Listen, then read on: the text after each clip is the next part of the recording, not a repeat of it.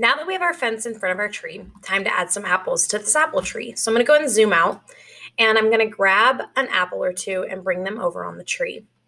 When I bring one of the apples over, we have an issue. It's sitting behind it. So without clicking on other things, bring it to the front so that way it's on top of the tree. To do this, you've got a lot of options. Don't forget, you can arrange over on the right. You can right click and arrange it using the arrangement tools. You can go up to object and you can use arrange, or you can use the keyboard shortcuts. I really want the apple to sit on top of everything, so instead of just bringing it forward, I'm just going to bring it to the front. When I do that, I can then place the apple wherever I like. And if I want to bring over the other apples, I will need to do the same thing, bringing it to the front, so that way it sits on top of the tree. I can then duplicate the apples using our skills that we've already practiced before, where we can click on an apple, hold Alt, and drag, letting go of our click first before letting go of Alt, and we can duplicate apples.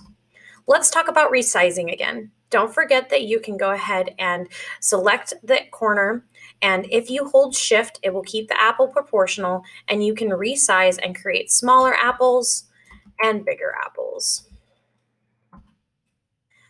In addition, not all these apples sit like this where they're up and down, so let's talk about rotating. Go ahead and take a couple apples, go to the corner once it's selected, hover just outside of it where your cursor turns into a curved arrow, and go ahead and rotate a few of them just a few degrees so they look more like they are hanging on the tree and not an exact location. As what apples sit up and down. All right, so that's a pretty good looking apple tree. I'm actually going to create one more over here and call it good. Okay, the last thing we're going to do is bring this hat over. I'm going to take this hat and I'm going to go ahead and make it look like it's hanging on one of these fence posts. So I'm again just using Alt Scroll to zoom in and out.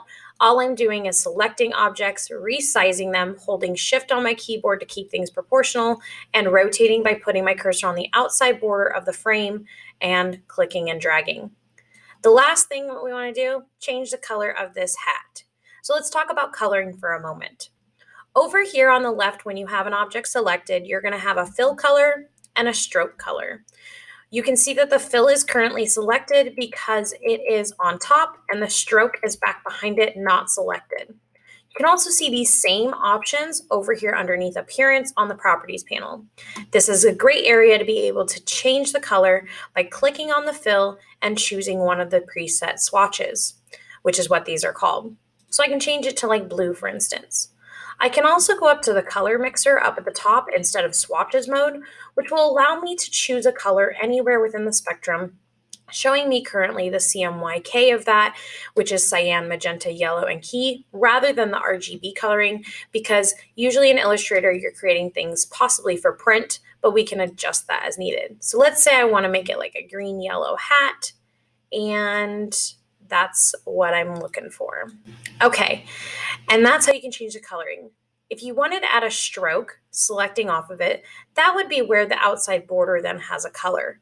So when you click on this, you can either select the stroke over here on the left, and either fill or stroke, you can double click them, and that will take you into a color picker box where you can adjust the color over on the left or the right, and then adjust the shading of that color on the left. You can also do the same thing over here on the right with the Appearance panel, where you click on the stroke using the options for the swatches or the color picker again. And then just off to the right of the stroke is how wide the stroke is. By default, usually the stroke is 1 point wide, but you can go lower. If you click the drop-down menu, you'll see that you can go down to 0.75, 0.5, and 0.25 before reaching 0, just giving it a little bit of a stroke to stand out. So we've got our entire tree here, and the apples and the hat with our fence. Looking great. The last thing we need to do is make sure other people can see this. So I'm going to hit Control S to save this, or go up to File and then choose Save.